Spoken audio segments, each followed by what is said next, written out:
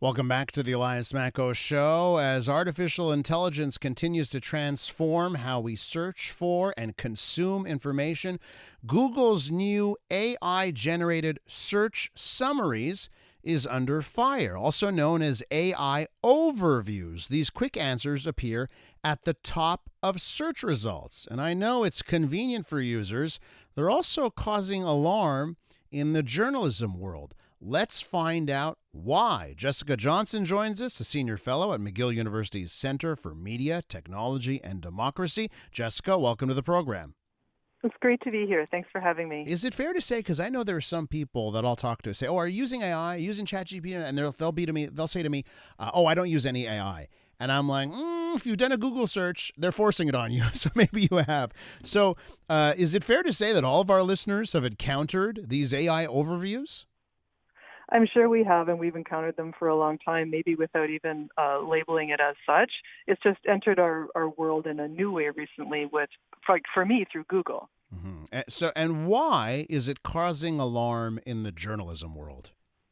Well, two reasons. As a journalist, because, if you've done a search, like what was the name of the guy on that show, and Google AI helpfully gives you the name of a totally different person that's never been on the show. Yeah. As a journalist, it concerns me because it does make mistakes sometimes. And I think, well, there's the mistakes I see, and then what about the mistakes that I'm not seeing because I didn't know that, or I haven't looked it up. So there's one concern, and that's going to affect educators, parents, doctors, anyone who's just thinking about public safety and public health. Then, for me as a researcher, I see it as another blow in the media's ability to make money. Because if you've got a summary right off the top, no need to click, and head to that website. That's right. And ever since platforms like Meta and Google really took over the way we consume news, because most of us are getting it on our phones now even, the idea has been for the media, great, I'll use these tools, including social media, to find a much bigger audience than I ever have before.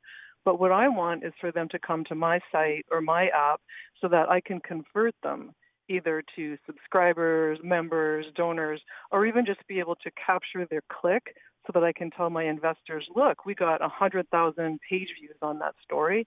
That's how the media's mostly been doing it if you're doing online news for like the last 10, 12 years.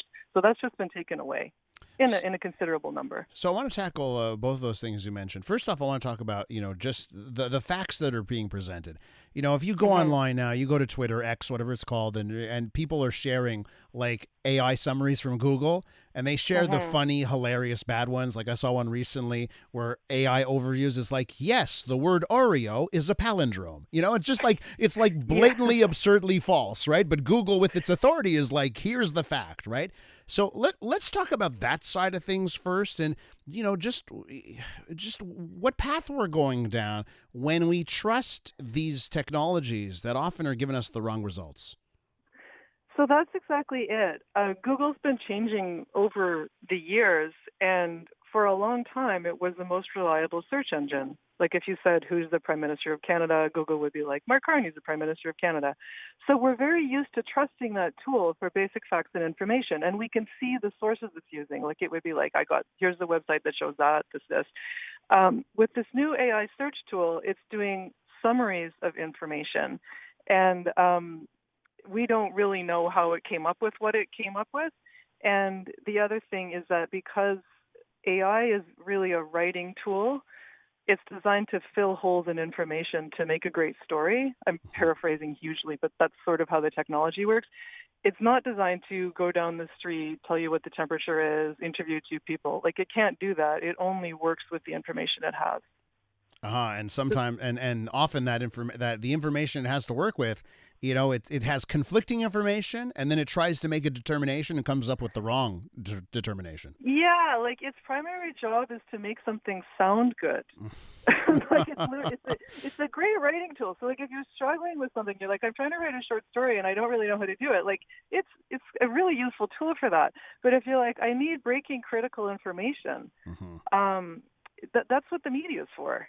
So I have to ask you if how you feel about Google in general. We're with Jessica Johnson, a senior fellow at McGill University Center for Media Technology and Democracy.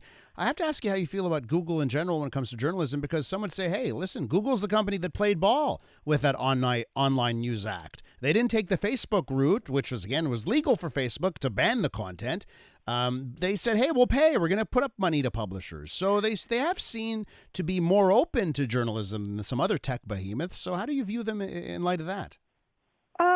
I don't have a personal feeling about any of it. I will say, yes, Google's own statement of claim in response to people criticizing its AI function right now is, look, we're the guys that care about the health of the media ecosystem. And like Meta, they've given grants and funds to some media platforms to do certain types of work. I think that the problem we have right now is that these tech companies, and there's not that many of them, are so big in many different aspects of their functionality, like search, for instance, or now narration. They are the only game in town, or the biggest game in town. So when you turn around and say, okay, what's my alternative? You're running out of choices. And if I understand the way they want to go, it's that they all want to keep us within their own environment. So if you can live your entire life, for instance, within a Google environment or within a ChatGPT environment, that ultimately will benefit them. I'm not sure it benefits us. You've run a major Canadian publication, The Walrus, before now where you study media. What's Yeah. the solution in your mind? Well, there can be some very simple solutions, and right now we're looking at something that's basically unregulated.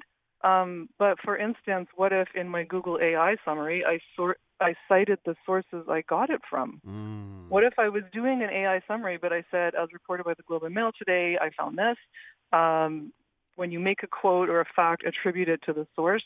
That seems like that's a tech fix that could solve a lot of people's problems. And the people who did the work, the original research, they would get credited. Jessica, have to leave it there. Real pleasure talking to you. Thanks for coming on. Lovely. Thank you. Jessica Johnson from McGill University right